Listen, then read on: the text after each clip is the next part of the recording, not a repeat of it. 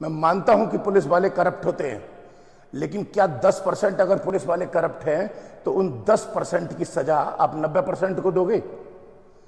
तुमने पुलिस वालों के बारे में यह तो कह दिया कि करप्ट होते हैं, लेकिन आपसे एक बात सिंपल सी पूछता हूं कि क्या तुम लगातार 8 से 10 या 12 घंटे 13 घंटे चमड़े के जूते पहन के ड्यूटी कर सकते हो?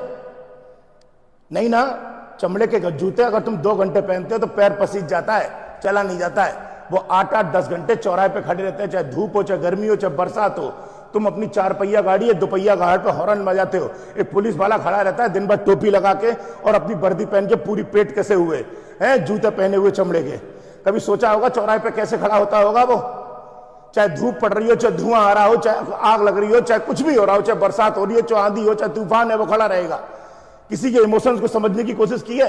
तुमने तो एक बार को कह दिया वो अपने घर परिवार सबको छोड़ के बैठा है, मैस की रोटी खाता है, मैस की रोटी में आटा झड़ता है, रोटी फालवर बना के सुबह सुबह 9 बजे चला जाता है, उसके बाद में 12 बजे रोटी मिलती है, ये 2 बजे रोटी मिलती है, किसी को पता नहीं होता। मैं मानता हूं 30-40 हजार रुपए मिलते हैं, 30-40 हजार में आपने किसी के इमोशंस को खरीद नहीं लिया। जब अचानक को किसी पुलिस वाले के घर पे एक खबर पहुंचती है ना कि आप ट्रक एक्सीडेंट में एक ट्रक वाले ने पुलिस वाले को मार दिया, तो पत्नी विधवा हो जाती है और दोनों बच्चे अनाथ हो जाते हैं।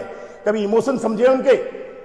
पुलवामा में 40 सीआरपीएफ के जवान शहीद हो गए, उन 40 के दुख दर्द को आज आपने उनके परिवारों के बारे में जानने की कोशिश की कि उन 40 लोगों की कैसे घर चल रहे होंगे, कैसे रोजी रोटी चल रही होगी? आज तो पेंशन भी नहीं मिलती।